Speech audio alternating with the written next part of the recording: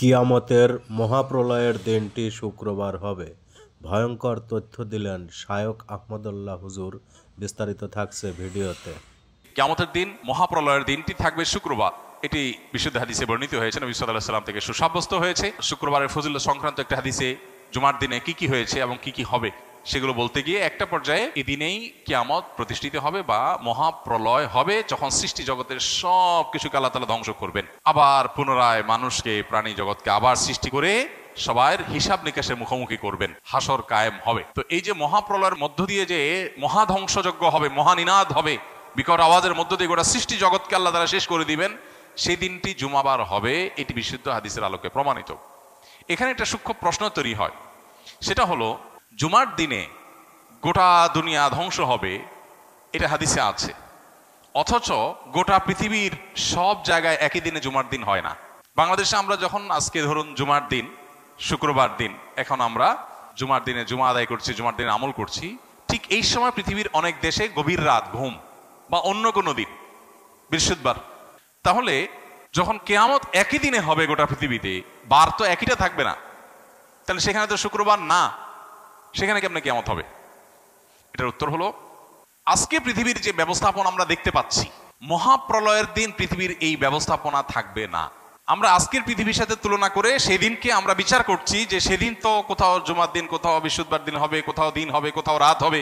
এ দিন এবং রাত এবং বারের এই পরিবর্তন আল্লাহর যে সমস্ত সৃষ্টির কারণে হয়ে থাকে, যে সিস্টেমের কারণে হয়ে থাকে, কিয়ামতের মুহূর্তে ওই সিস্টেম পুরাটাই মুখ থুবড়ে পড়বে, ভেঙে পড়বে, এগুলোর কোনোটাই কাজ করবে না। যে সূর্যের অবস্থান পরিবর্তনের কারণে দিন এবং রাতের পরিবর্তন হয়, এই সূর্যই আলোহীন হয়ে যাবে। হাদিসে আসছে, নবী সাল্লাল্লাহু আলাইহি সাল্লাম বলেছেন, যেই সকাল থেকে মহাপ্রলয়ের শুরু হবে তার আগের রাত হবে দীর্ঘ। এই যে দীর্ঘ রাত হবে, তখন তো গোটা পৃথিবী একাকার হয়ে যাবে। এবং আল্লাহ তাআলা কোরআনে কারিমে বলেছেন সূরা শামসের মধ্যে যে ইদা শামসু কুব্বিরাত ওয়া ইদান নুজুমু কাদারাত। এই সূরা শুধু অনুবাদ পড়লে আপনার কাছে পরিষ্কার হয়ে যাবে বিষয়টা। আল্লাহ বলেছেন সেদিন সূর্য কি হবে? আলোহীন হয়ে যাবে। সূর্যের আলো কারণে তো দিন হয়।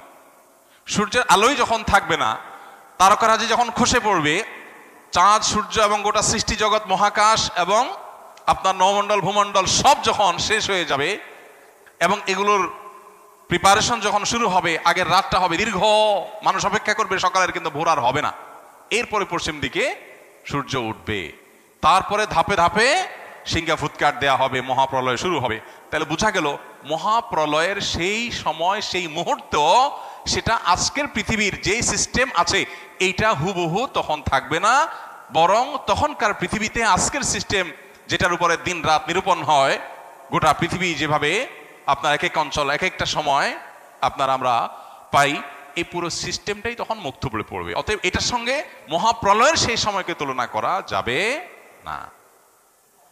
আর সবচেয়ে বড় বিষয় হলো, যখন কোনো হাদিস বিশুদ্ধভাবে প্রমাণিত হয়, তখন সে হাদিস যদি আমাদের কোনো কারণে বুঝে নাও আসে, তো আল্লাহ তাআলা ভালো জানেন কিভাবে এটা হবে, কিন্তু হবে এটুকু নিশ্চিত।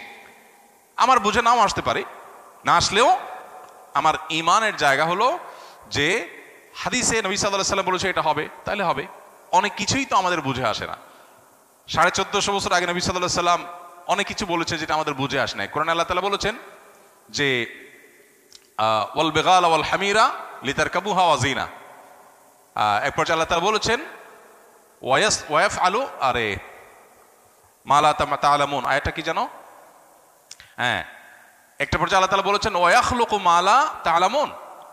আর এই যে গাদা, খচ্চর, যেগুলো তোমরা বাহন হিসাবে এগুলোকে গ্রহণ করছো, এগুলো দিয়ে তোমরা চলাফেরা করছো। দেখুন, তখনকার পৃথিবীতে গাদা, খচ্চর, ওট, ঘোড়া, এই তো, এছাড়া তো আর বাহন ছিল না, এগুলো দিয়ে মানুষ চলতো, নৌকা দিয়ে মানুষ চলতো।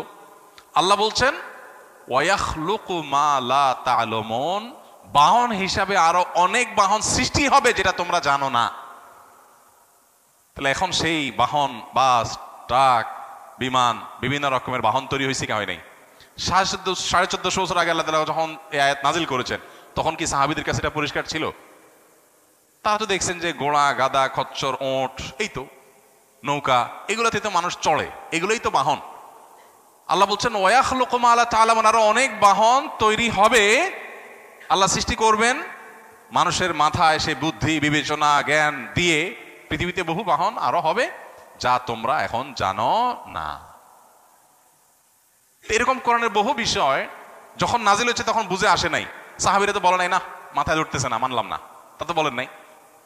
অতএব কোরআন বা সুন্নাহ যদি কোনো কিছু বলে, সেটা যদি কোরআন সুন্নাহর কথা হিসাবে সুসাব্যস্ত হয় তাহলে সেটা ক্লিয়ার, আমার বুঝে আসুক বা না আসুক, আল্লাহু আলাম।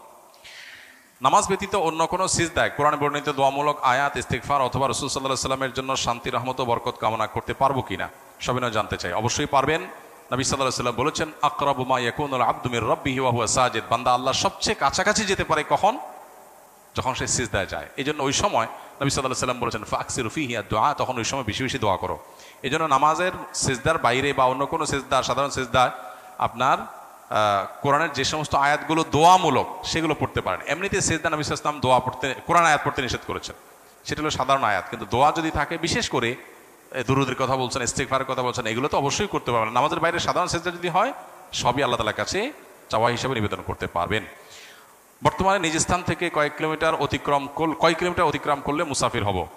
আপনি আপনার নিজের অবস্থান থেকে 75 কিলোমিটার দূরে যদি যান, তাহলে সেক্ষেত্রে সেটা সফরের দূরত্ব ধরা হবে এবং সফরের সুযোগ সুবিধাগুলো পথে এবং গন্তব্যে যাওয়ার পরে আপনি ভোগ করবেন, যদি গন্তব্যটা আপনার স্থায়ী কোনো ঠিকানা না হয়।